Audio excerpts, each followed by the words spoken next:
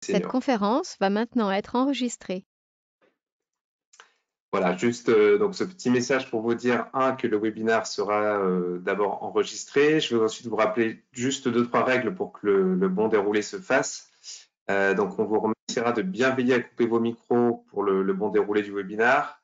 Et on a prévu également à la fin de la présentation donc, des intervenants Foodinov de pouvoir vous laisser du temps pour répondre à vos questions. Donc, on va dédier un temps de à peu près 20 minutes à la fin du webinaire pour poser vos questions directement aux intervenants. Et vous avez également la possibilité de le faire via le chat. Voilà, si vous souhaitez, on traitera et on adressera les questions à la fin.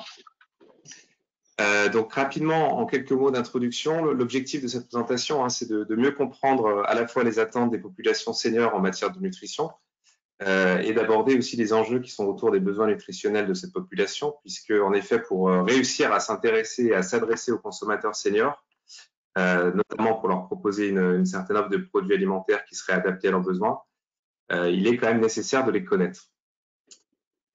Pour que vous ayez quelques chiffres et après je laisserai les intervenants de Foodinov détailler ces chiffres également. Mais pour que vous ayez un ordre d'idée, en 2015, les seniors représentaient environ 22 millions de personnes, soit environ un Français sur 4. Et les estimations ont montré que les 55 ans et plus représenteraient à peu près 40% de la population en 2070, avec 15,6% de Français qui auront plus de 75 ans. Donc, c'est des chiffres voilà, qui parlent quand même. Et il faut savoir aussi que le vieillissement de la population s'accompagne également de nombreux changements, à la fois physiologiques, sensoriels, psychologiques, et également qui peuvent moduler le comportement alimentaire. Et c'est un des points qui sera développé tout à l'heure. Et quand on parle de nutrition, bien sûr, on parle de statut nutritionnel. Donc, on sait qu'il y a à peu près aujourd'hui 10% des 65-75 ans qui souffrent de malnutrition. Un des derniers points également, c'est que quand on parle de cible senior, et ce sera développé tout au long de la présentation, on voit qu'en fait, il existe une diversité de profils. Et finalement, les produits alimentaires qui sont destinés aux seniors visent essentiellement la prévention ou la lutte contre certains problèmes de santé, notamment la dénutrition. Et les autorités publiques aujourd'hui l'ont bien mis en évidence dans les rapports de santé publique, notamment sur le cas de la prévention et le traitement de la dénutrition, qui sont l'une des priorités de santé publique, notamment au sein du PNLS 4, où on a un objectif de réduction, notamment du pourcentage de personnes âgées dénutries, de 15% au moins pour les plus de 60 ans. Voilà pour ces éléments, je ne vais pas en dire plus et je vais laisser les équipes de Foodinov revenir sur ces différents points. Et donc voilà, juste pour rappel, donc bien veiller à garder vos micros éteints pendant la présentation et puis n'hésitez pas à poser vos questions encore une fois via le chat et on y répondra à la fin, dans la mesure du possible, à la fin de la présentation. Voilà, je laisse la parole du coup à Vincent ou Charlotte. Bonne réunion. Très bien, ben c'est moi qui vais prendre la parole. Donc aujourd'hui, on va vous présenter un peu le contexte au niveau des seniors, les situations nutritionnelles, quelques éléments de marché, d'innovation et de tendance, et puis un zoom sur la dénutrition pour clôturer. Donc, en quelques mots, Foodinov, nous sommes une société de services basée à Rennes et à Nantes. Donc, à Rennes, on est plus sur les produits de nutrition, justement, et puis sur Nantes, sur les produits classiques de l'alimentaire. Donc, on est 25 personnes et donc le groupe Foodinov a été créé en 2016, mais sur la base d'entreprises beaucoup plus anciennes, puisque l'une d'elles date de 1987. Voilà. Donc, ces deux entités. Donc, qu'est-ce qu'on propose? On fait du conseil en innovation, de la nutrition, tout ce qui est affaires réglementaires et scientifiques. La R&D est notre cœur de métier historique et on va aller jusqu'au transfert industriel, c'est-à-dire la R&D au sens produit, process et emballage. Et on a une autre activité complémentaire qui s'appelle Export Alim, où on fait de l'accompagnement export au niveau douane et réglementaire. Donc, nos marchés sont l'industrie alimentaire pour une part importante, la diététique, les compléments alimentaires pour une autre part importante. Et en complément, on travaille un petit peu pour la restauration et métiers de bouche. Voilà, et donc pour des clients qui vont de la start-up aux grands groupes internationaux, on est énormément sollicité par des start-up. Et on fait 10% d'export avec une volonté de se développer l'export, parce qu'on a un VIE qui vient de débuter. Donc, nos valeurs, donc on a fait en 2020 un gros travail collectif et donc là, on a mis en lumière nos valeurs, l'esprit d'équipe, l'engagement, l'expertise qui est quand même ce sur quoi on s'appuie pour proposer nos prestations, l'agilité parce que voilà, on essaie d'être très adaptable. Et en fait, notre raison d'être qui va résumer l'ensemble, c'est agir au cœur de l'innovation, la nutrition et la transition alimentaire. Et donc, on a un outil d'aide à la formulation pour les services R&D qui vient d'être lancé, qui s'appelle Additive Scanner, qui a été récompensé au CFIA comme une des innovations majeures. Donc, en quelques mots, on va s'appuyer à la fois sur la science, sur le réglementaire, et puis sur tout ce qui est médias. Et on va essayer de combiner tout ça pour justement dédramatiser un peu certains sujets qui sont montés en pointe, pour certains inutilement, et puis pour d'autres qui devraient l'être, mais qui ne le sont pas. Donc voilà, on essaie de faire un tri dans tout ça et on a classifié en fait tous les additifs avec une base de données qui est extrêmement complète. Ça fait 5 ans qu'on travaille sur ce projet et on répertorie l'ensemble des éléments dans cette base de données. Donc c'est très très simple. C'est les 328 additifs qui sont classifiés en vert, orange, jaune, rouge. Sur le plan médiatique, sur le plan scientifique et réglementaire. Voilà. Donc, page suivante. Voilà, donc on a, pour information, on fait une formation d'une journée sur innover pour les seniors du Nutri, donc qui sera beaucoup plus conséquente que ça. Donc, la prochaine session sera en novembre. Très bien, merci Vincent. Je prends la suite pour rentrer dans le vif du sujet et commencer par quelques éléments de contexte sur qui sont les seniors et de qui on parle quand on parle des seniors. Il faut savoir qu'il existe assez peu de consensus sur la définition des seniors et à partir de quel âge on devient un senior ou une personne âgée. Si on prend la définition du Larousse, ça commence assez tôt puisqu'à partir de 50 ans, on peut être considéré comme senior. C'est également le cas au niveau de Pôle emploi. On est senior à partir de 50 ans. C'est un peu plus tard au niveau des assureurs santé, mutuelle, sécurité sociale, puisque c'est 55 ans, l'âge seuil. Au niveau OMS et INSEE, on serait senior à partir de 60 ans. Et puis pour l'EFSA et l'ANSES, ce serait à partir de 65 ans. Donc on voit bien qu'il n'y a pas d'âge vraiment défini pour les seniors et on va voir derrière que ça dépend de multiples facteurs. Voilà. Après, il y a des caractéristiques physiques de la vieillesse qui apparaissent plus ou moins tôt chez certaines personnes. Si on regarde au niveau des chiffres, en France aujourd'hui, les 50 ans et plus représentent 26,3 millions de la population française, donc plus de 39% de la population. Et on sait bien que ces chiffres sont en forte progression. On a des prévisions pour 2060 qui seraient autour de 5 millions de seniors en France, quand on était en 2018 à peu près 1,5 million. Donc si on regarde les graphes ici, on voit très bien en effet que les 65-74 ans sont en évolution assez constante, de même pour les 75-84 ans, mais c'est vraiment la tranche d'âge des 85 et plus qui va évoluer.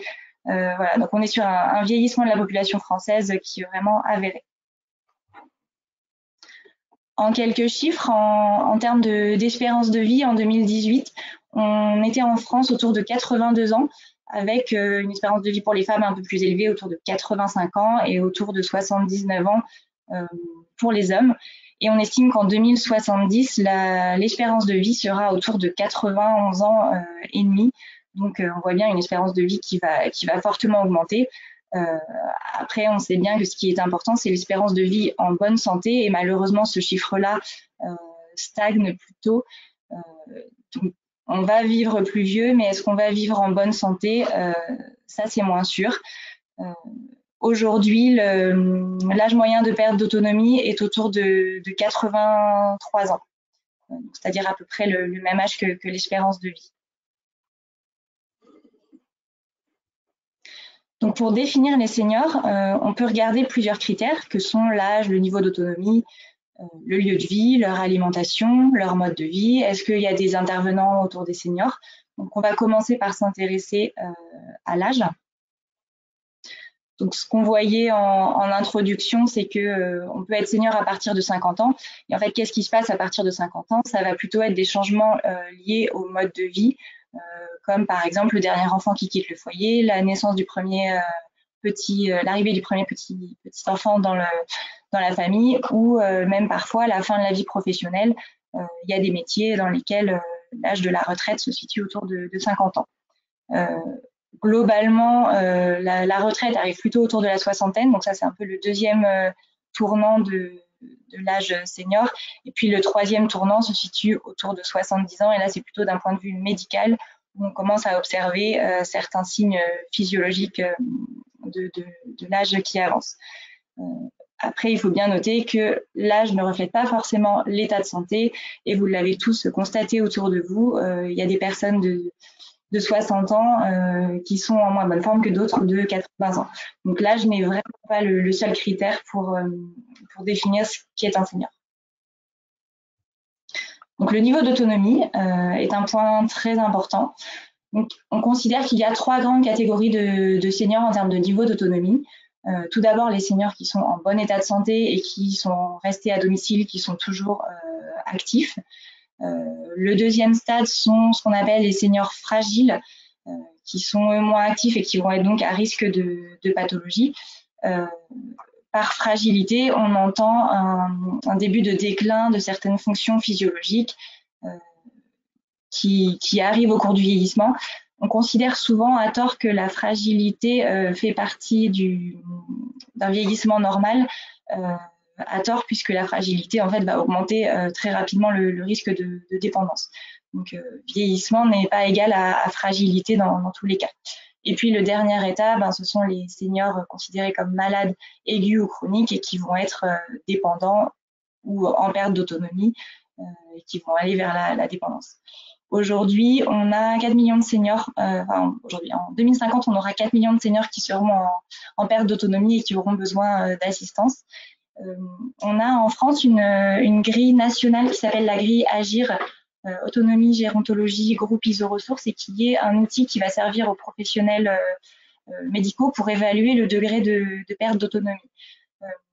Donc c'est une grille qui va évaluer sur la base d'une dizaine de critères physiques et psychiques et d'autres critères le degré d'autonomie des personnes âgées, et qui va permettre de catégoriser la perte d'autonomie pour déterminer le droit ou non à l'allocation personnalisée d'autonomie pour les seniors. Donc c'est une ressource assez importante en France.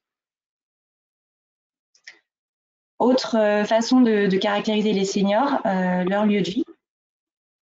Donc, tout d'abord, pour les personnes âgées autonomes, on a différents lieux de vie. Donc, le domicile, le maintien à domicile, qui reste aujourd'hui le souhait prédominant chez les seniors et qui est vraiment à prioriser dans la loi de 2015 sur l'adaptation de la société au vieillissement.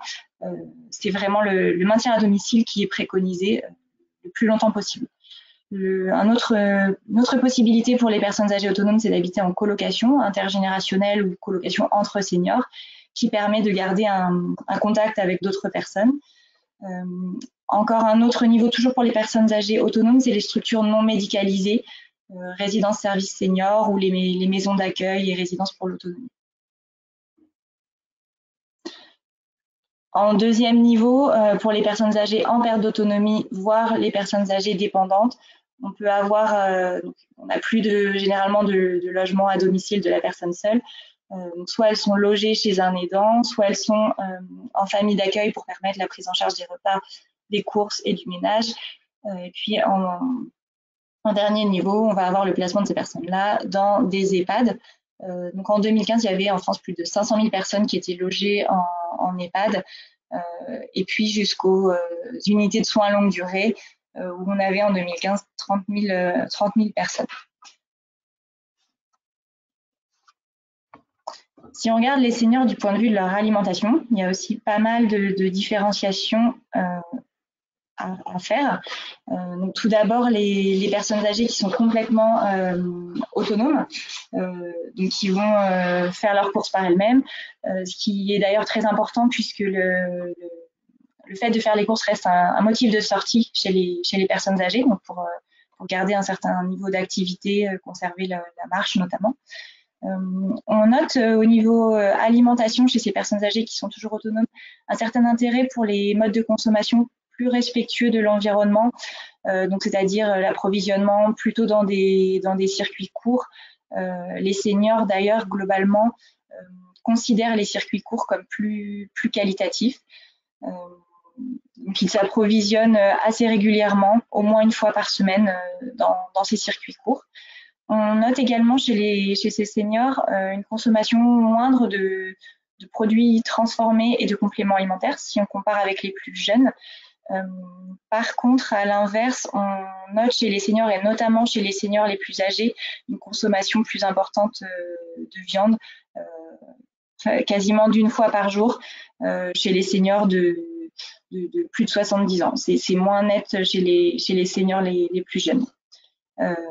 Et puis à noter également, au niveau de leur alimentation, les seniors restent des personnes actives et curieuses, mais qui ont des difficultés tout de même à modifier leurs habitudes alimentaires qui sont ancrées depuis bien longtemps.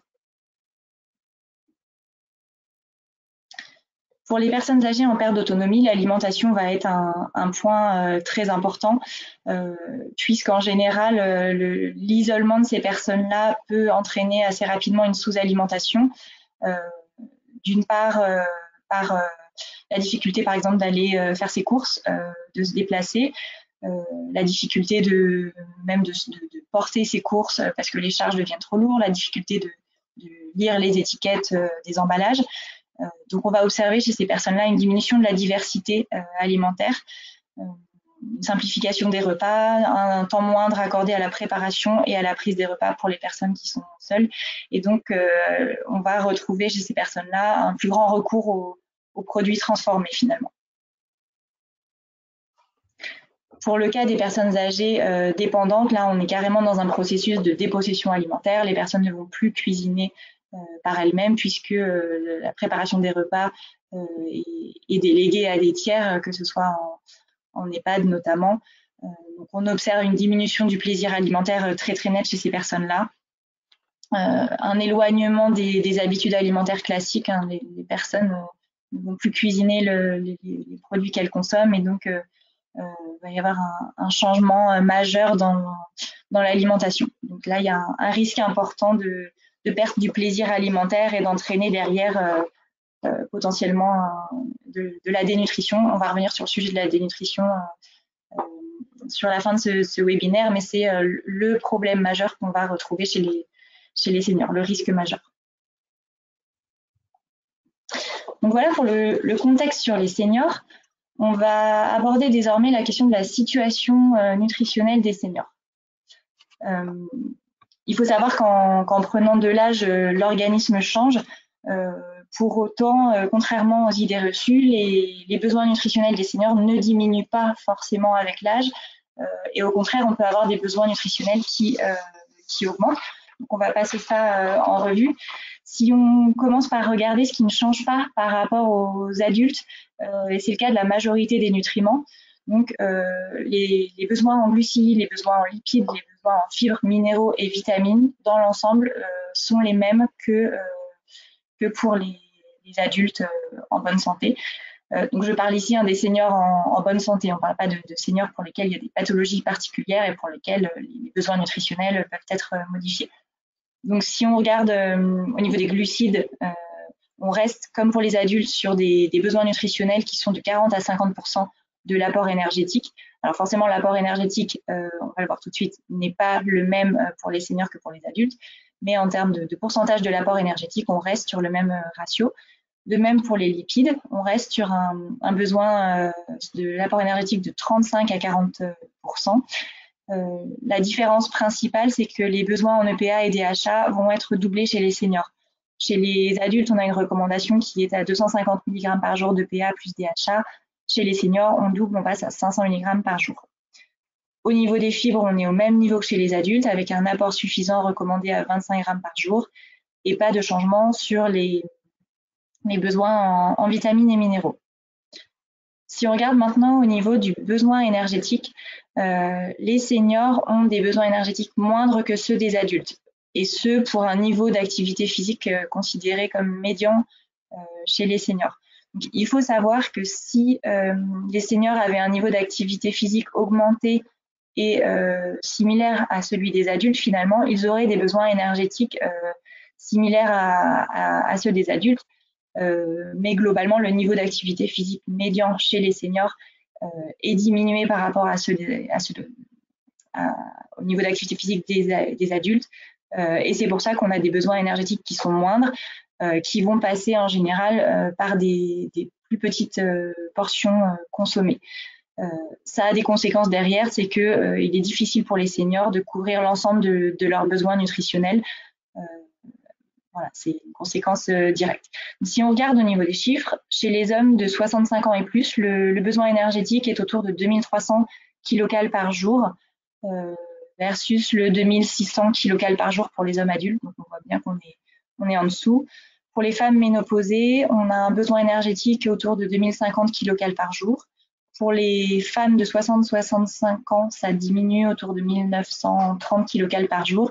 Et ça diminue encore pour les femmes de 65 ans et plus, autour de 1880 calories par jour, quand on est à 2100 en recommandation pour les femmes adultes. Il n'y a pas par contre de besoin énergétique déterminé pour les 80 ans et plus. Donc le seul nutriment sur lequel on va vraiment avoir des besoins supérieurs, ce sont les protéines. Ça dépend du référentiel qu'on va prendre, parce que c'est vrai que si on regarde la recommandation de l'EFSA, c'est la même chose que pour les adultes. L'EFSA recommande un apport protéique de 0,83 g par kilo et par jour. Au niveau français, par contre, l'ANSES recommande un apport protéique autour d'1 gramme par kilo et par jour. Donc on a un besoin qui augmente un petit peu chez les seniors à partir de 65 ans selon l'EFSA. Si on regarde au niveau des apports nutritionnels par l'alimentation, donc ce sont des données issues de l'étude 1K3, on voit que l'apport énergétique total diminue avec l'âge. Et donc ce que je vous disais, c'est très lié à la ration journalière et aux tailles de portions qui diminuent chez les seniors, liées à une perte d'appétit. Et donc on voit tout de suite en conséquence que les apports en macronutriments diminuent, donc moins de consommation de protéines, de glucides, de lipides, d'amidon, de sucre, d'acides gras saturés, mono et polyinsaturés. Donc, la conséquence très nette de la diminution de l'apport énergétique total, c'est que l'apport en l'ensemble des nutriments diminue. La seule chose qui est stable, c'est la contribution des lipides à l'apport énergétique total. Donc, entre les adultes et les seniors, la contribution des lipides reste toujours la même. Et par contre, on voit que la contribution des protéines à l'apport énergétique total augmente chez les seniors, ce qui est plutôt une bonne chose dans la mesure où leurs besoins protéiques augmentent. Par contre, ça se fait au détriment de la contribution des glucides. On constate aussi dans l'alimentation une diminution des apports en certains minéraux, et c'est surtout sur magnésium, phosphore, calcium, fer et zinc qu'on constate moins d'apport par l'alimentation. Le point positif à noter, c'est quand même que la densité nutritionnelle de l'alimentation s'améliore avec l'âge. Donc par densité nutritionnelle, on entend la richesse en nutriments pour un apport énergétique constant. la richesse globale est meilleure dans l'alimentation des seniors que dans l'alimentation des adultes plus généralement. Donc, si on fait un bilan des écarts qu'on peut avoir entre les besoins des seniors et les apports par leur alimentation, donc ce sont des données issues du rapport ANSES de 2019 sur les repères alimentaires pour les femmes dès la ménopause et les hommes de plus de 65 ans. Donc, dans ce rapport, on constate que pour les hommes seniors, il y a globalement une bonne couverture des besoins nutritionnels, excepté en EPA-DHA, en iode et en zinc, pour lesquels les besoins ne sont couverts qu'à hauteur de 90 à 95%. Chez les femmes seniors, on va retrouver aussi la vitamine D. Donc, chez les femmes de 51-59 ans, il y a un déficit d'apport en vitamine D qui est très net. Et chez les femmes à partir de 65 ans, là, on retrouve à peu près la même chose que chez les hommes, donc un déficit en EPA, DHA, iode et zinc également, et puis il y a la vitamine C et le fer en plus. Donc, globalement, les nutriments qui sont à surveiller particulièrement chez les seniors vont être la vitamine D. À noter que la vitamine D est déjà une vitamine qui est déficitaire dans la population adulte en général, donc ça ne s'améliore pas avec l'avancée en âge. Le PA, le DHA, et puis en termes de vitamines et minéraux, l'iode, le zinc, le fer et la vitamine C. Au niveau des recommandations alimentaires pour les seniors, le PNNS reprend les mêmes repères que les adultes, en précisant toutefois qu'en cas de pathologie particulière, forcément, l'alimentation devra être adaptée, donc en cas d'ostéoporose, de surpoids, de dénutrition, diabète, hypertension, enfin toutes les pathologies assez classiques qu'on peut retrouver chez les seniors qui nécessitent une adaptation de l'alimentation. Il y a quelques repères qui sont aussi modifiés pour les adultes, notamment au niveau des produits laitiers, où le repère est augmenté chez les personnes âgées, où la recommandation va être autour de 3 à 4 produits laitiers par jour. Globalement, comment, avec l'alimentation, couvrir ces besoins qui sont déficitaires chez les seniors. Les recommandations sont d'aller vers plus de légumes et fruits frais, qui sont des vecteurs de fer, vitamine C et également un petit peu de zinc. Pour tout ce qui est couverture en EPA, DHA, en iode, la recommandation, c'est plus de consommation de poissons gras, puis autres poissons, mollusques et crustacés. Et puis pour le fer et le zinc, d'aller plus vers des produits céréaliers complets. Si on regarde ensuite en termes de régime, qu'est-ce qui se passe chez les seniors? Alors attention, quand on parle de régime, on ne parle pas uniquement de régime d'amaigrissement, perte de poids, on parle de toute restriction alimentaire, que ce soit d'un point de vue quantitatif ou qualitatif. Donc, certaines personnes âgées suivent un régime pour des raisons médicales. On connaît classiquement les régimes sans sel, les régimes hypocholestérolinants, régimes sans résidus. Il y en a beaucoup d'autres. Il faut savoir qu'à partir d'un certain âge, le rapport bénéfice-risque des régimes doit vraiment être réévalué, puisqu'il y a potentiellement un risque plus important à faire un régime que de bénéfices apportés par les régimes. La HAS note notamment dans son rapport de 2007 que les régimes restrictifs sont classiquement associés au risque de dénutrition. Donc le risque de dénutrition finalement est plus grave que l'effet potentiel préventif d'un régime. Donc on va faire un focus sur deux régimes assez classiques chez les seniors, le régime sans sel et le régime sans sucre. À savoir qu'aujourd'hui, à part certains cas de pathologie, le régime sans sel vraiment strict n'existe plus. On parle aujourd'hui plutôt du régime hyposodé, qui correspond à une baisse de consommation de quantité de sodium sans passage au régime sans sel strict complètement.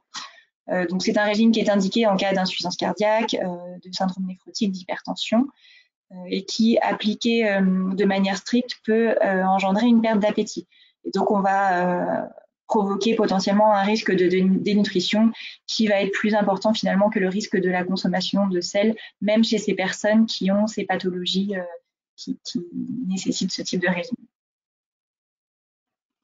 Pour le régime sans sucre, qui est indiqué dans les cas de diabète ou de nécessité du contrôle de la glycémie, va y avoir des recommandations sur le fait de privilégier les glucides complexes, mais de ne pas non plus exclure totalement les produits sucrés.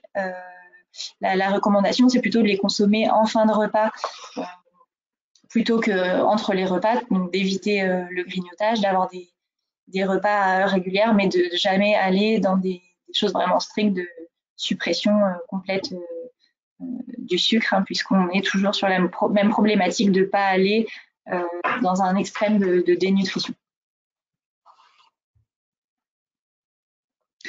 Donc, pour les besoins nutritionnels des seniors, on a fait le tour du sujet. On va passer maintenant à la partie plutôt axée sur le marché des produits pour seniors, les innovations, les tendances produits. Je vais laisser la parole à Vincent.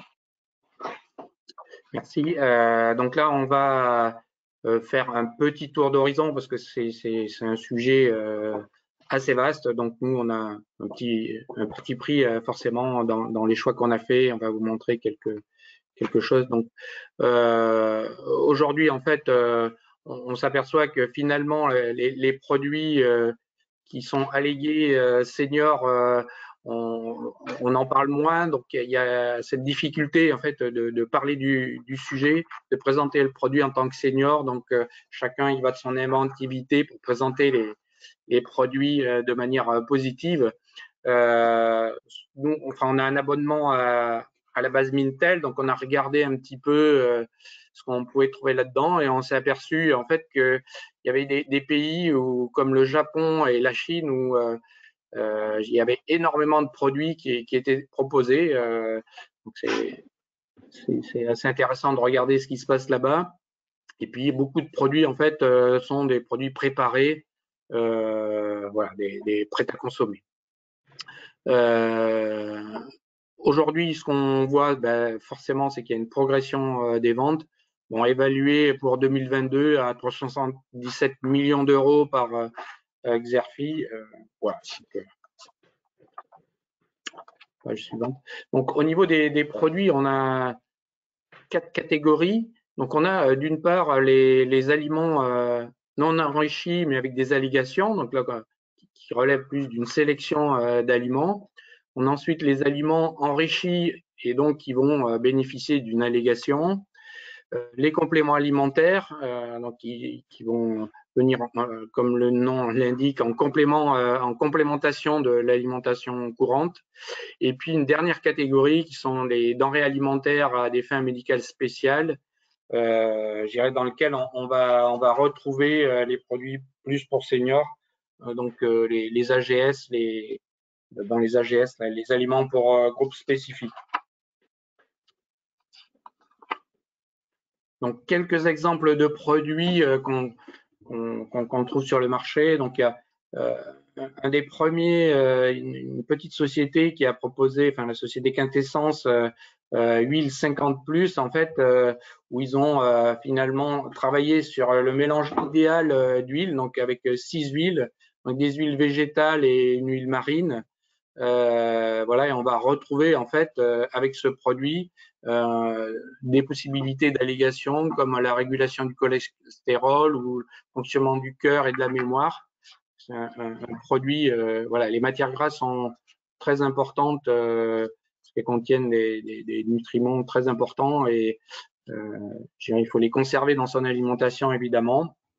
Ensuite, on a un autre produit qui s'appelle le Vertueux, qui est un peu riche en fibres et en fibres solubles, donc qui est constitué de farine de blé, fibres de betterave et graines de lin, voilà, qui va avoir bénéficié de la légation transit intestinale proposée par Moulins Familiaux. Page suivante.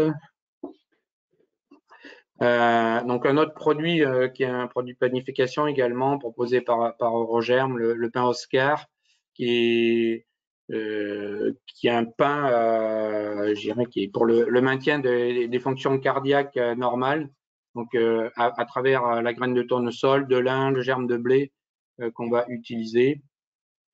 Un produit, alors on en a mis quelques-uns un petit peu on va dire prospectif, qui a été proposé dans le cadre d'Ecotrophelia en 2020, qui est un dessert spécialement conçu pour les seniors, source de protéines, d'oméga 3 et de fibres, et en particulier qui va répondre aux problèmes de mastication voilà, avec un Nutri-Score A pour le produit.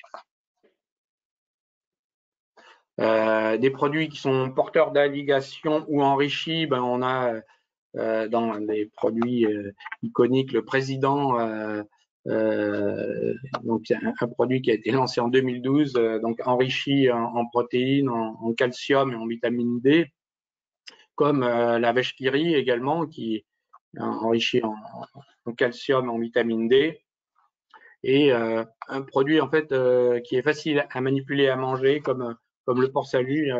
On va voir, c'est la partie consommation et manipulation devient très importante avec l'âge. On n'y pense pas forcément avant. Page suivante. Donc là, des produits qui sont enrichis, qu'on va retrouver alors plutôt dans le domaine de la restauration collective. Donc Bonduelle qui a lancé la gamme Fortissime, donc qui sont des purées enrichies en protéines, hein, puisqu'on l'a vu, le problème de la sarcopie chez les personnes âgées est un véritable problème. Donc la sous-consommation de protéines par rapport aux besoins. Et puis on a également des produits à texture modifiée, donc qui est notre catégorie très importante, donc avec Renfort Plus proposé par Dossi, et alors un produit qui est utilisé comme une addition au cœur de repas, proposé par Dabigel, qui sont en fait des potages enrichis qu'ils appellent les essentiels, finalement, qui sont utilisés en mélange avec d'autres produits. Page suivante. Donc toujours les produits porteurs d'allégations ou enrichis qu'on va retrouver à l'étranger. Donc on a un produit espagnol, Fontactive céréales, donc qui est vraiment adapté au problème de mastication, de déglutition. Donc les produits qui sont riches en fibres, enrichis en vitamines, 4 minéraux, etc. Donc avec l'allégation transit et santé osseuse qu'on va retrouver sur ce produit. Donc c'est un produit qui est vendu en magasin. Une huile de Pologne, donc qui est un mélange d'huile lin prime vert potiron, donc qui va permettre d'apporter des acides gras polyinsaturés, des oméga 3, donc et s'appuyer sur l'allégation, régulation du cholestérol. Enfin, un yaourt qu'on a trouvé en Pologne, donc qui est enrichi en calcium et en vitamine D, donc avec l'allégation santé osseuse, fonction musculaire et système immunitaire. Donc, au niveau du portage à domicile, qui est un point très important, donc pour, j'irais conserver en fait idéalement les personnes qui peuvent rester chez elles, c'est quand même beaucoup mieux que d'aller dans des EHPAD, etc. Donc les cuisinés mixés de Nutrisens, qui sont des produits. Alors, là, il y a juste une petite, il y a une classification qui est faite au niveau international, qui s'appelle International Dysphagie Diète Standardisation Initiative, qui va en fait du produit haché au produit liquide avec tout un grade en fait de taille de produit. Donc si ça vous intéresse, on pourra vous fournir ces informations. Donc au niveau des produits, on a Fleury Michon qui s'est essayé à lancer une gamme de hachés qui fabrique toujours, je crois. Et après, des produits proposés par Rest Alliance, donc texture modifiée. Il y a aussi le problème de la prise en main, donc et de la forme des produits qu'on va retrouver. Donc, on a des recettes à texture haché fin de chez Gelmanche qui redonne en fait une forme au produit pour qu'on ait un aspect plus attrayant. Et puis Findus qui propose des 21 recettes de timbales, des moulinets de viande poisson, donc mélangés pour les professionnels. Donc je reviens sur la partie des textures modifiées où on a des gammes pour faciliter la prise en mangeant, enfin, ce qu'on appelle le manger-main, donc la gamme Nutrimain de chez Nutrisens. On va retrouver également Elior qui propose en fait des produits modification avec pour faciliter la déglutation et le manger-main également, les bouchées saveurs de Elior et puis la gamme senior de CGTRS. Voilà, tout ça, ça répond à des besoins avec l'âge et avec en particulier des gens qui vont avoir Alzheimer, etc., qui vont plus pouvoir se nourrir en toute autonomie, et ça peut redonner un peu d'autonomie. Page suivante. Un produit là, qui vient juste d'être primé dans le cadre d'Ecotrophelia, donc EOP, qui est un produit en fait, donc là c'est je dirais un projet d'étudiant donc qui est donc destiné aux femmes ménopausées, donc composé de houblon, de sésame, d'amande, donc qui aide à vivre la ménopause plus sereinement. Donc voilà, donc c'est pour information. Et ça permet de revaloriser le marc de pomme. Donc ensuite, on a la catégorie des compléments alimentaires, donc qui très souvent ne sont pas notifiés en tant que produits seniors, mais plutôt vont s'appuyer en fait sur des ingrédients, des allégations qui vont répondre aux attentes des seniors, comme la mémoire, la concentration, la performance masculine dans le cas de la prostate, la ménopause, tout ce qui est énergie, vitalité, lutte contre la fatigue, vision, confort articulaire, gestion du cholestérol, circulation, cœur, troubles cognitifs. Voilà, on va retrouver et la mémoire, on va retrouver un certain nombre de produits ou seuls ou mélangés qui vont répondre à tous ces besoins.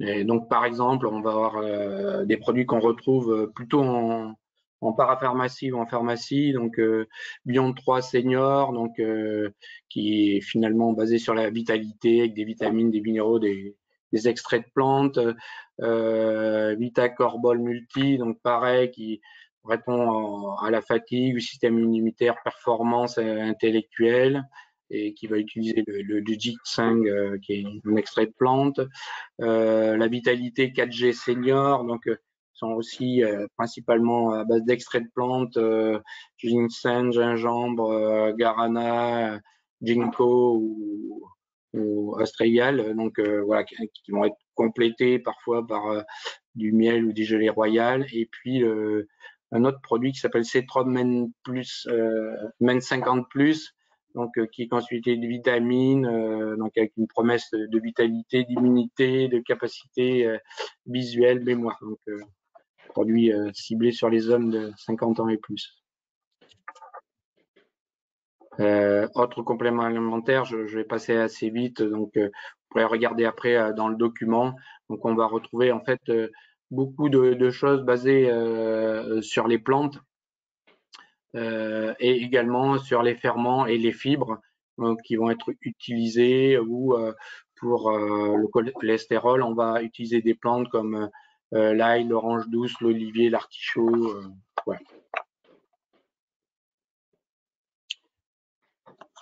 Alors au niveau, on a mis aussi quelques exemples de projets ou de programmes de recherche collaboratifs en particulier que vous allez, on en a fait une petite sélection.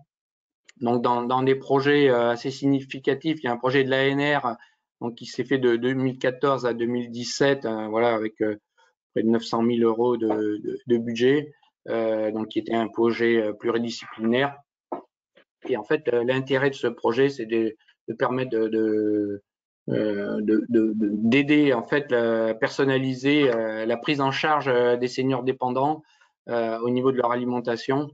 Deux axes complémentaires qui étaient la diminution de la nutrition et la maîtrise du gaspillage alimentaire qu'on constate chez les seniors. Donc c'est 9 instituts publics et 9 partenaires privés, 2 associations. Et donc ça, ce projet a abouti Page suivante, a proposé en fait des solutions assez concrètes. Donc c'est ça qui est intéressant. Avec, on constate qu'il y a un défi aromatique à cause de la perte de goût des personnes âgées. Voilà, qui peut y répondre. Un défi lié à la capacité physique des personnes âgées, donc les problèmes masticatoires et déglutition qui deviennent importants. Et puis un défi lié à l'usage des produits, comme on l'a vu.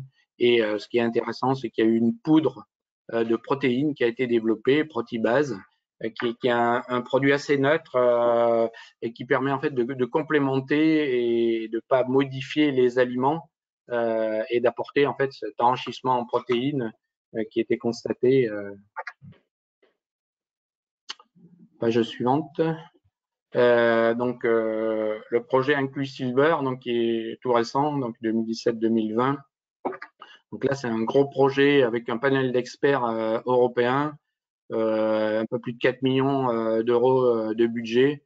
Et le but là, c'était vraiment de dynamiser la silver food globalement, travailler sur des thèmes spécifiques. Donc c'est un projet assez global d'aliments fonctionnels, d'e-santé, de régime alimentaire, de l'activité physique, etc. Donc vraiment un projet très global avec un focus sur les réseaux innovants de nutrition personnalisée pour les seniors. Page suivante.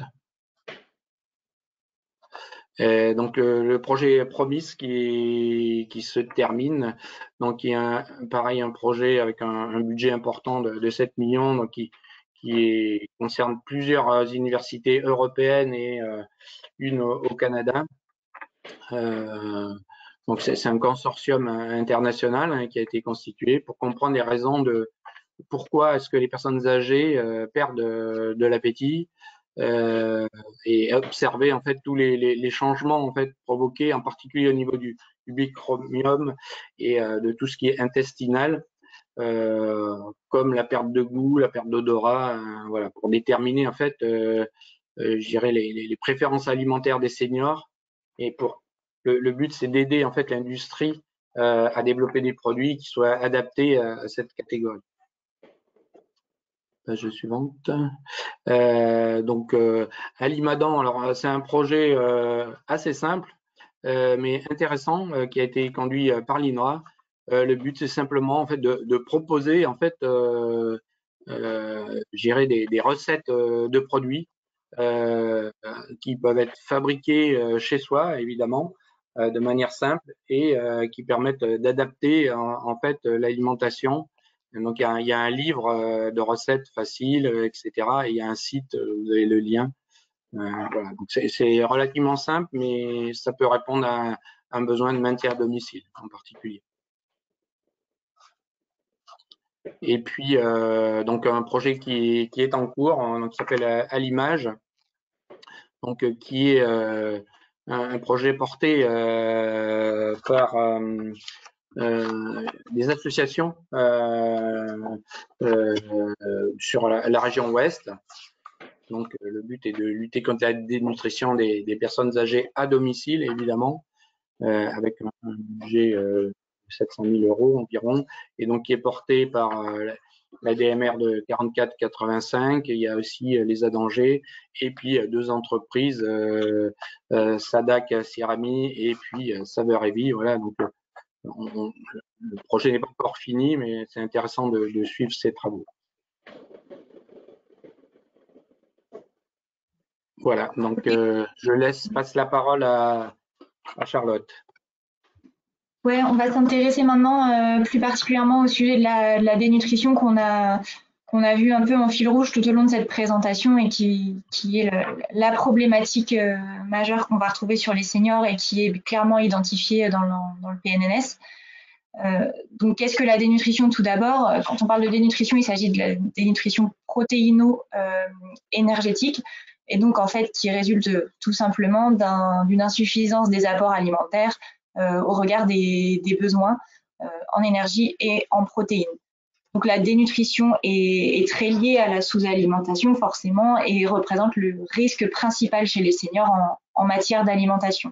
Et ce qui est important à noter aussi, c'est que les personnes âgées présentent une certaine résistance à la renutrition. Donc, leur organisme va récupérer plus lentement que l'organisme d'un adulte ou d'un enfant, puisque la dénutrition existe aussi chez les enfants, après un épisode de dénutrition. Donc c'est vraiment une pathologie qui fait rentrer la personne âgée un peu dans un cercle vicieux. Ça peut arriver très très vite, 2 ou 3 jours sans s'alimenter, et la personne peut passer en état de dénutrition.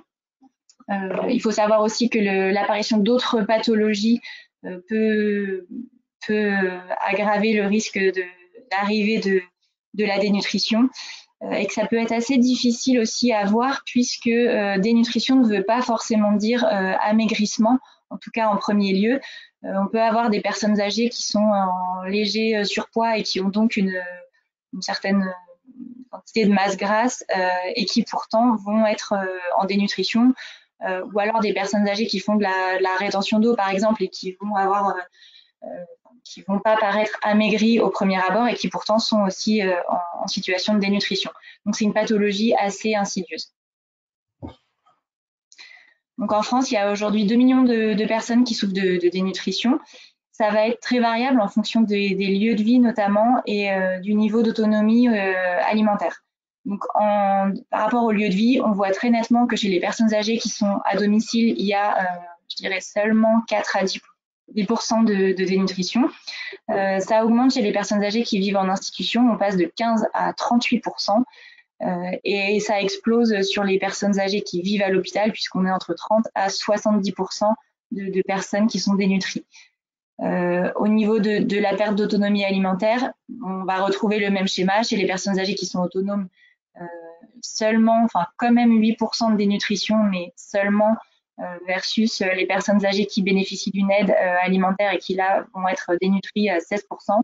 Et puis 46% des personnes âgées qui ont une aide à domicile ou en institution pour l'alimentation sont dénutries. Quels sont les enjeux de cette dénutrition? Tout d'abord, les enjeux sanitaires, puisque dénutrition égale beaucoup d'autres pathologies derrière. Vous avez ici une liste de quelques effets de la dénutrition, mais ce ne sont pas les seuls. On peut observer notamment un retard de la rapidité de cicatrisation. Par exemple, chez les personnes souffrant d'escar, la dénutrition ne va pas du tout aider à la cicatrisation. On a également une diminution de la tolérance à certains médicaments, la diminution de la pharmacocinétique de certains médicaments, qui va mener à une perte d'autonomie. La dénutrition va mener à une perte d'autonomie, va entraîner l'apparition de complications sur de nombreuses pathologies. Donc forcément, sur toutes les pathologies, on va avoir une évolution négative. On a également une perte de masse musculaire, une fragilisation osseuse qui s'accélère. Et donc, au global, on va avoir une augmentation du risque de mortalité. Donc ça, c'est d'un point de vue sanitaire. D'un point de vue socio-économique, la dénutrition a un coût. Il n'a pas été évalué à proprement parler en France, mais on sait que les coûts de santé sont beaucoup plus importants chez une personne dénutrie, entre 45% et 102% de coûts de santé supplémentaires pour la prise en charge d'une personne dénutrie. Pourquoi? Parce que forcément, la dénutrition va entraîner de nombreuses complications, allonger les temps de séjour pour les personnes qui sont hospitalisées, et donc va augmenter les coûts médicaux dans l'ensemble. Dans d'autres pays, ça a été évalué. En Belgique, le surcoût financier a été estimé à 400 millions d'euros par an. En Grande-Bretagne, à 13 milliards de livres par an, et à l'échelle européenne, on serait autour de plus de 170 milliards d'euros de coûts supplémentaires pour la prise en charge de la dénutrition. Donc on comprend bien ici l'intérêt de la détection précoce de la dénutrition comme un élément clé de l'évaluation gériatrique pour mettre fin au cercle vicieux de la dénutrition.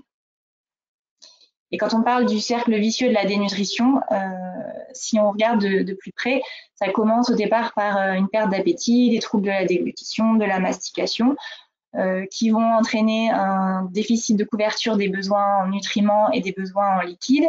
La conséquence directe va être le sous-poids et la dénutrition, qui vont entraîner ensuite un déficit immunitaire et donc une disposition plus élevée aux infections, des maladies et des maladies qui vont à nouveau entraîner une perte d'appétit, etc. Et donc, on se retrouve dans ce fameux cercle vicieux de la dénutrition duquel il est difficile de sortir. Donc, au niveau prise en charge nutritionnelle de la dénutrition, la HAS a émis des recommandations en 2007 pour la prise en charge des personnes âgées dénutries. Et donc, ça se passe au niveau d'un apport énergétique et un apport protéique augmenté. Donc, au niveau de l'apport énergétique, la recommandation de la HAS, c'est de passer d'augmenter de 30 à 40 kilocalories par kilo et par jour. Donc, ce qui correspond pour un individu de 70 kg à environ un apport énergétique de 2100 à 2800 kilocalories par jour. Donc, c'est supérieur aux recommandations standards pour les seniors non dénutris.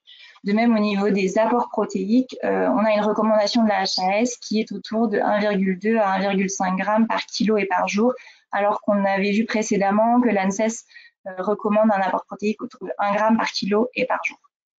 Au niveau de la modalité de prise en charge nutritionnelle, la recommandation en premier lieu est la supplémentation orale, donc en commençant par des conseils nutritionnels, une aide à la prise alimentaire et puis en passant si nécessaire par une alimentation enrichie. Donc l'alimentation enrichie, ça peut passer par simplement ajouter des produits à l'alimentation classique de type poudre de lait, crème, beurre, ajouter de l'œuf ou des huiles simplement pour enrichir l'alimentation classique. Et en deuxième intention, il y a l'utilisation de compléments nutritionnels oraux, les fameux CNO. Voilà, donc ça c'est vraiment en première intention nutrition orale. Si la nutrition orale ne suffit pas, on peut ensuite passer à ce qu'on appelle la nutrition entérale, donc par voie de sonde, ou carrément la nutrition parentérale par voie sanguine. Donc le professionnel de santé devra statuer du niveau nutritionnel de la personne âgée pour savoir où elle en est dans son stade de dénutrition et si la nutrition orale suffit ou s'il faut aller jusqu'à la nutrition entérale ou parentérale. Voilà, donc ces apports énergétiques et protéiques seront évalués. La sévérité des autres pathologies, est-ce qu'il y a des handicaps autour, est-ce que la personne est entourée. Voilà, donc il y a tout un protocole de prise en charge nutritionnelle qui devra être suivi pour pallier à la dénutrition et éviter de laisser la personne s'engouffrer dans le cercle vicieux de la dénutrition. Au niveau des nutritions, en termes de statut réglementaire des produits, Vincent vous parlait tout à l'heure des DADFMS, donc c'est des denrées alimentaires destinées à des fins médicales spéciales.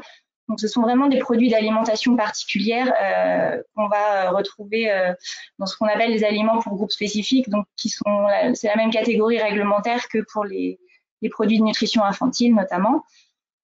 Donc, les DADFMS, qu'est-ce que c'est? Ce sont des produits qui sont vraiment spécialement formulés pour répondre à des besoins nutritionnels particuliers chez des patients qui souffrent d'une maladie, d'un trouble ou d'un état de santé spécifique et pour lesquels, en fait, l'alimentation normale ne permet pas de couvrir les besoins. Donc, ce sont des produits qui sont utilisables uniquement sur contrôle médical et qui peuvent faire l'objet d'un remboursement par la sécurité sociale. Ils sont encadrés par un règlement européen et un règlement délégué européen qui va définir les exigences en matière de composition et d'information applicables à ces produits-là. En France, il est obligatoire de notifier la mise sur le marché de ces produits, donc ça se fait auprès de la DGCCRF. Ça ne représente pas une demande d'autorisation préalable, c'est juste une notification de l'étiquetage du produit.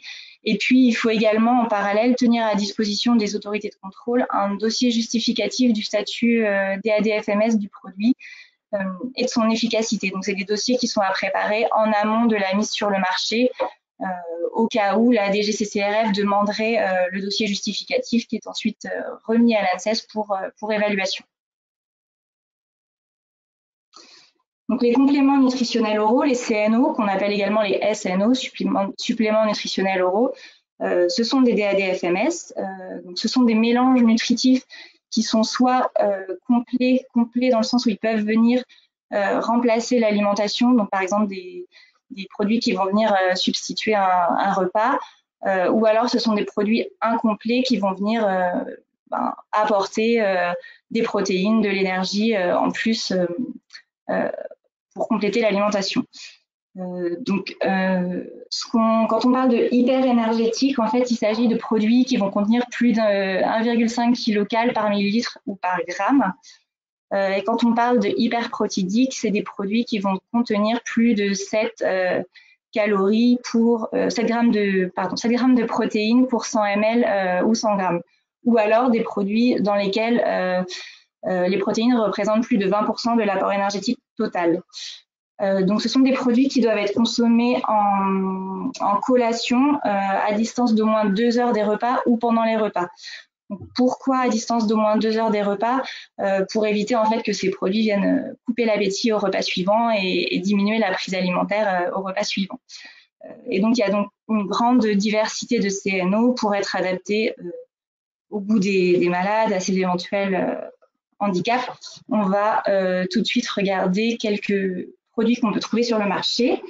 Alors, les plus courants au niveau des DADFMS, ça va être les boissons et les desserts lactés qui représentent la plus grosse part des DADFMS prescrits. On va retrouver notamment la gamme Fortimel. Un instant.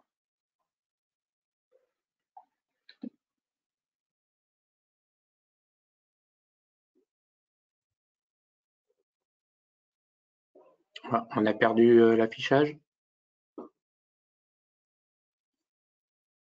Allô? Je vous partage l'écran, Charlotte.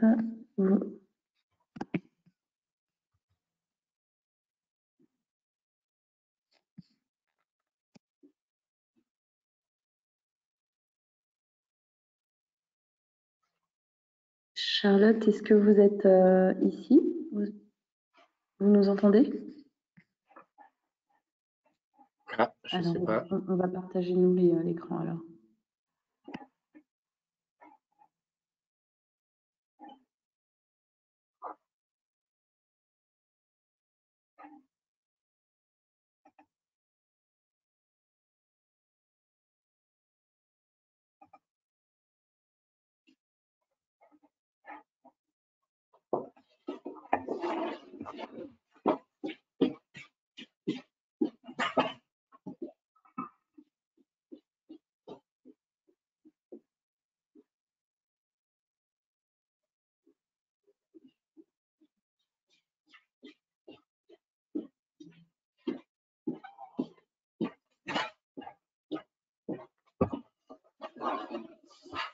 Bon, ça va, Charlotte. Charlotte, on a un petit problème technique, mais ça y est, elle est Vous voyez toujours ma présentation? Non, on la voit plus. Ah. Est-ce que vous souhaitez qu'on la mette de notre côté du coup? Non, c'est bon, je pense. Voilà, là vous devez voir. Désolé, c'est bon, on voit bien. Voilà, désolé, ça fonctionne. Donc je disais, les DADFMS, les produits les plus courants sur ce marché-là sont les produits lactés. Donc on va retrouver toute la gamme de produits donc HPHC, hyperprotéinés, hypercaloriques, notamment la gamme Fortimel de Nutricia, Delical du côté de Lactalis Nutrition Santé, la gamme Clinutren chez Nestlé Health Science. Andros Restauration fait toute une gamme aussi, Force Plus de crème dessert et spécialités laitières, riche en protéines et aussi enrichi en calcium et vitamine D. Donc c'est assez classique sur les DADFMS de type lacté d'avoir un enrichissement en calcium et en vitamine D. On retrouve une crème dessert chez Nutrisens qui est hyper protéinée, pas hyper calorique, juste hyper protéinée.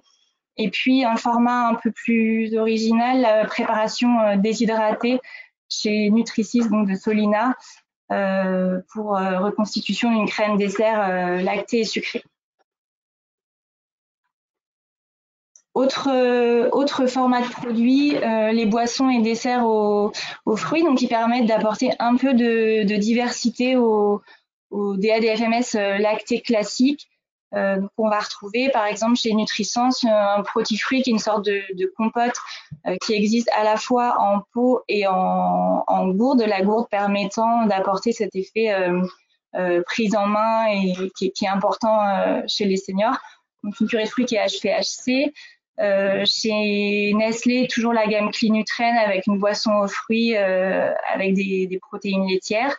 On retrouve aussi la gamme Delical chez Lactalis Nutrition Santé avec une boisson fruitée ou un dessert aux fruits type compote.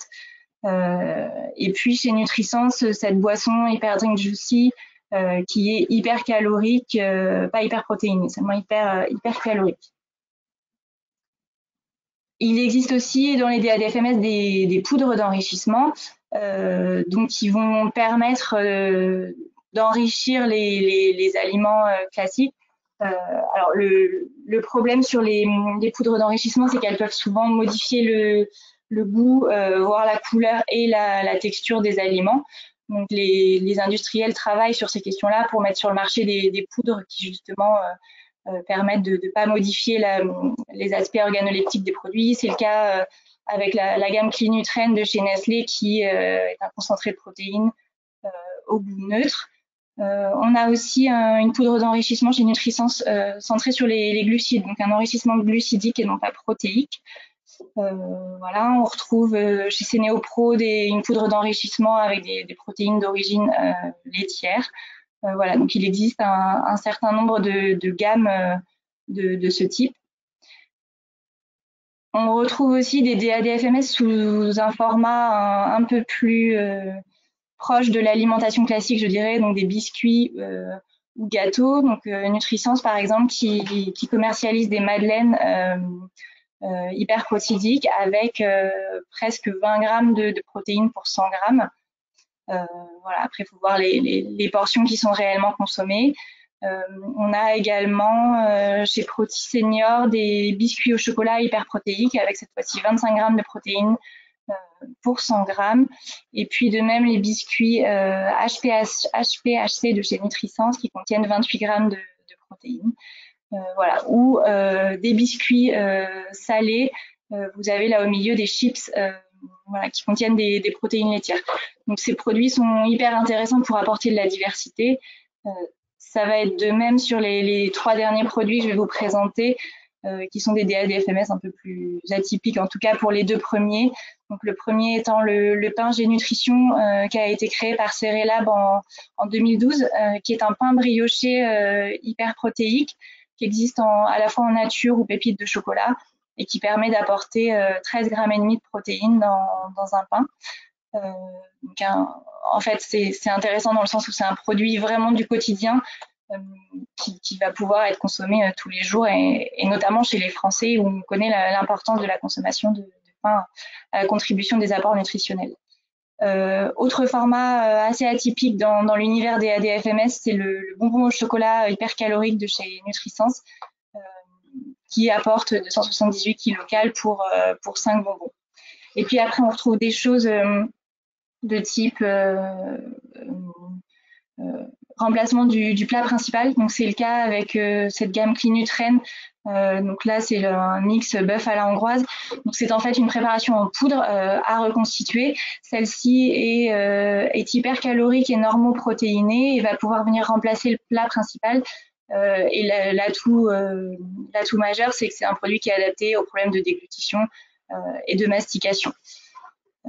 Voilà, donc après sur tous ces DADFMS là, ce qui est important, c'est de travailler sur les aspects organoleptiques puisque ce sont des produits qui doivent être consommés au quotidien plusieurs fois par jour par les seniors pour vraiment pouvoir venir compléter les besoins nutritionnels. Voilà, donc c'est important qu'il y ait beaucoup de diversité dans ce type de produit et que les aspects organoleptiques soient conservés pour que le plaisir alimentaire soit toujours là, parce que sinon, bien sûr, la personne dénutrie qui a déjà peu d'appétit, si elle a plus de plaisir à manger, elle va pas aller consommer ce type de produit. Voilà, donc j'en ai terminé sur cette dernière partie sur la dénutrition et sur ce webinaire. Je vais laisser la parole à Timothée qui va conclure. Merci Charlotte et merci Vincent. En quelques mots de conclusion, peut-être rapidement, on vient de le voir, hein, les seniors constituent une population de consommateurs avertis.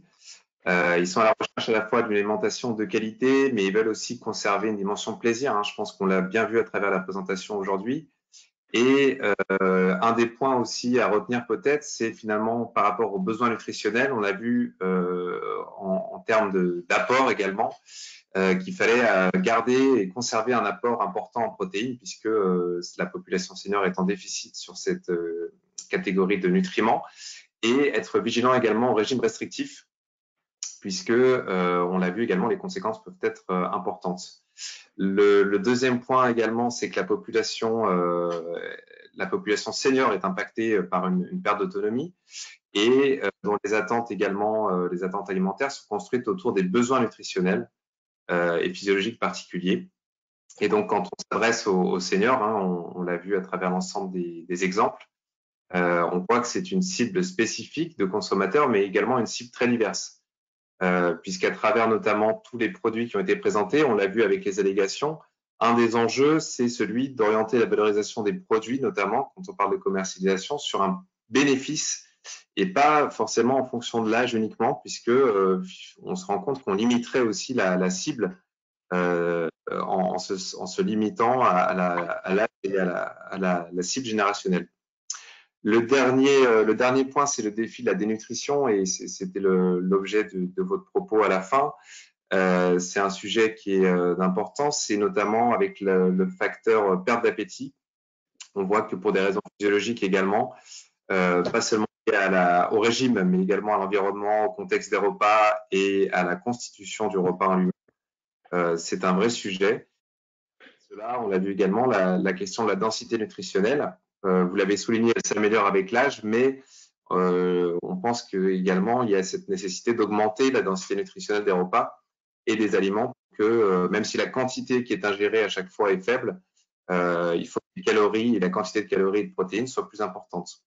Et donc ça peut aussi passer par le retravail des recettes, les repas et l'intégration dans les régimes de compléments alimentaires oraux. Voilà ce qu'on pouvait dire, je pense, sur ce webinaire. Je vous remercie à tous les deux et on peut peut-être laisser la parole maintenant aux adhérents, en tout cas aux personnes qui suivent le webinaire. Je ne sais pas si on n'a pas eu de questions dans le chat pour le moment. Et voilà, sinon je vous laisse peut-être rebondir s'il y a des points sur lesquels vous souhaitiez revenir. Si je peux me permettre quelques mots.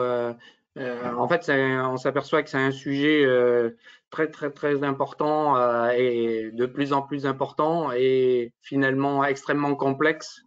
Je dirais, quand on est une entreprise fabricant de produits alimentaires, on s'aperçoit qu'on peut répondre à des besoins tellement variés et multiples qu'il faut faire des choix.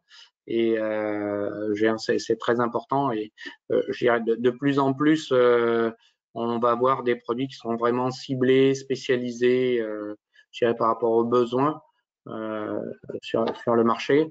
La difficulté étant finalement l'accès au marché, qui est extrêmement atomisé, on va dire, en particulier les personnes qui restent à domicile, qui est quand même un des objectifs numéro un, on va dire. Donc voilà, un marché extrêmement complexe.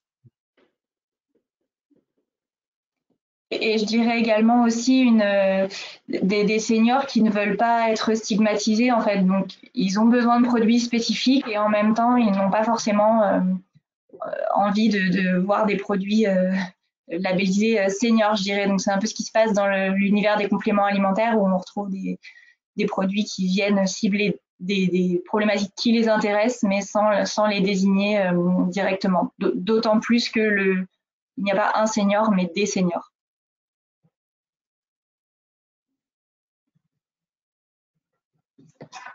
On a une question, un début de question de Tanguy de Malocène. Vous pouvez prendre la parole également par le micro, hein, si vous souhaitez.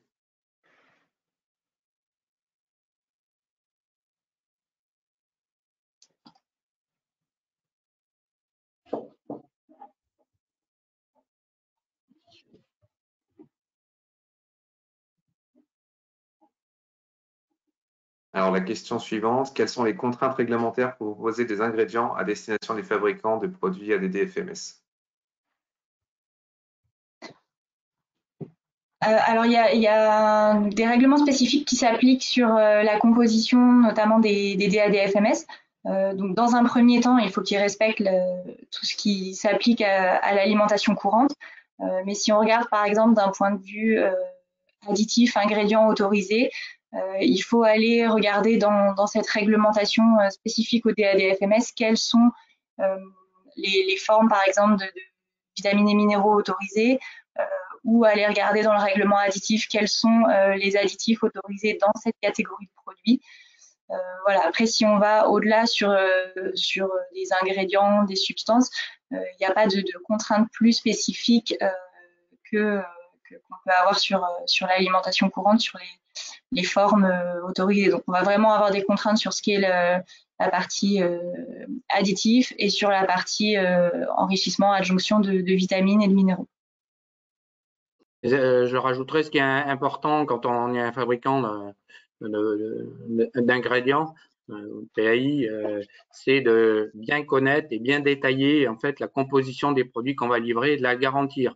Nous, lorsqu'on fait de la formulation de produits, il n'y a rien de pire que d'avoir des produits où il manque des informations nutritionnelles, donc qui peuvent être dans certains cas assez détaillées, ou lorsque on a des produits qui sont avec des niveaux je dirais de composition qui varient dans le temps. Ça, c'est après assez difficile. Voilà, donc on va s'attacher à avoir toutes ces informations et à les suivre dans le temps.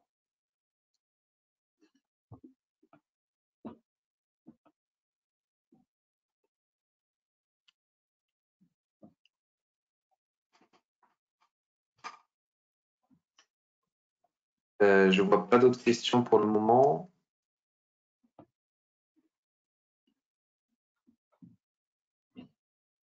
S'il n'y a pas d'autres questions, Charlotte, Vincent, je vous propose peut-être de terminer ou je vous laisse le mot de la fin. Très bien. Merci de votre invitation. Voilà, j'espère que ça aura pu apporter quelques éléments. Bon, c'est un sujet qui est je dirais pas très facile. Je dirais donc on a essayé d'être le plus précis possible. Et effectivement, après, je dirais chacun peut nous poser des questions en dehors du webinaire s'il le souhaite. Il y a aucun souci. Vous avez nos coordonnées qui sont fournies si besoin. Il y a une dernière question, pardon Charlotte, je rebondis sur la présentation. Une personne qui voudrait savoir le marché de la nutrition senior. J'imagine ce que représente le marché de la nutrition senior. Oui. Allez-y, Charlotte. Ouais, j'allais répondre qu'on n'a pas le chiffre exact. Alors, d'autant plus que le marché de la nutrition senior est pas forcément clairement délimité, puisqu'on va avoir des choses du côté de l'alimentation courante, de produits qui vont s'adresser aux seniors, mais pas forcément directement. On va avoir des choses sur les compléments alimentaires et puis des choses sur la nutrition plus spécifique. Voilà, donc là j'ai pas en tête aujourd'hui le chiffre global que peuvent représenter mis bout à bout tous ces marchés, mais ce qu'on sait, c'est que c'est des marchés qui sont en constante augmentation du fait d'un besoin croissant lié tout simplement au vieillissement de la population. Je ne sais pas si Vincent, vous avez d'autres éléments. Il y avait une slide que j'ai présentée où Xerfi a évalué à 377 millions d'euros le marché des produits de nutrition senior. Donc, voilà. Et puis je vois qu'il y a une question sur les produits viande. Effectivement, pourquoi beaucoup de produits laitiers? Parce que historiquement, en fait, beaucoup de produits de nutrition sont à base de produits laitiers. Il y a une offre, je dirais presque pléthorique de produits à base de produits laitiers, liés aussi à certaines qualités de produits et de protéines laitières. Mais effectivement, à juste titre, la remarque, je dirais, tout ce qui est viande sont aussi des produits qui vont être moins présentés sous une forme produit senior. Donc plus dans le cadre de l'alimentation courante, on va les retrouver beaucoup dans les produits mixés, hachés fins, etc., comme un apport protéique, mais voilà, qui sont dans des plats préparés tels que j'ai pu en présenter certains mixés, quoi. Donc qui sont à base de viande pour une partie, évidemment. Oui, c'est vrai qu'on en a assez peu présenté parce que l'essentiel du marché, c'est sur des produits plutôt de type laitier, mais il existe certaines gammes de produits type plat principal. J'en ai présenté un mix bœuf, qui vont utiliser des protéines animales également. Voilà, on a toujours la question de la texture des produits, et la viande à proprement parler ne peut pas être la solution pour répondre aux besoins nutritionnels de ces personnes-là qui potentiellement ont des problèmes de mastication, déglutition et qui nécessitent donc des textures adaptées.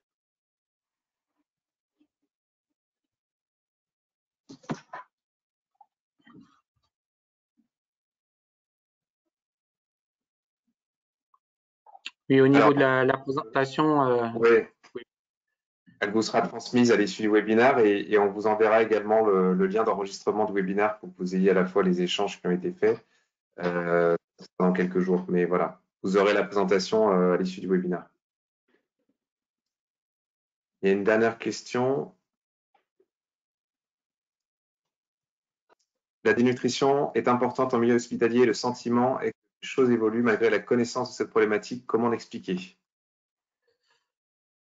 Oui, c'est un problème complexe, hein. Je dirais l'hospitalisation est souvent, je dirais, un choc pour les personnes. Et la première chose sur laquelle ça va agir, c'est souvent l'alimentation. Donc voilà, je dirais, il y a, je pense, des efforts qui sont faits, mais c'est un sujet qui est pas simple. Il faut le reconnaître. Je dirais surtout dans tout ce qui est site spécialisé, voilà, c'est pas simple. Et c'est souvent pas la première préoccupation, c'est, je dirais, va plus être une préoccupation de soigner les personnes d'un point de vue médical. Et mais bon, il y a une prise de conscience qui se fait petit à petit que l'alimentation contribue à l'amélioration de la santé globale et que c'est un point qui est surtout à pas négliger. Mais c'est vrai que faut reconnaître que certaines conditions de service, voilà, des plateaux tels qu'ils sont faits, c'est pas très engageant parfois, faut reconnaître. Et j'allais ajouter qu'il y a aussi la question du diagnostic de la dénutrition qui est au cœur de tout ça, puisque la dénutrition n'est pas forcément visible sur la personne. Hein. Je vous disais au cours de la présentation qu'en 2-3 jours, une personne peut passer du statut au statut de personne dénutrie, et ça ne veut pas forcément dire qu'il y a un amaigrissement visible. Donc la question du diagnostic a été traitée récemment par la HAS qui a mis à jour son guide sur quel est le diagnostic de la dénutrition et quels sont les critères qui permettent de dire qu'une personne est dénutrie ou pas. Donc c'est assez crucial aussi dans la prise en charge de déjà bien diagnostiquer l'arrivée de cette pathologie.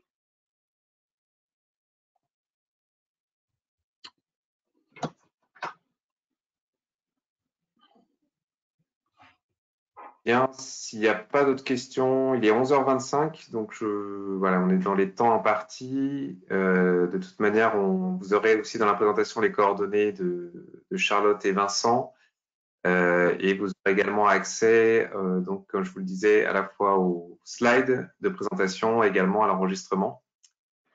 Donc merci beaucoup à Vincent et Charlotte pour leur présentation très complète.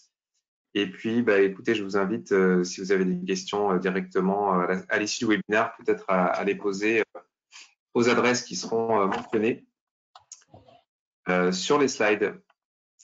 Voilà, ben je vous remercie à tous et je vous souhaite une bonne journée et encore merci Vincent et Charlotte pour cette présentation.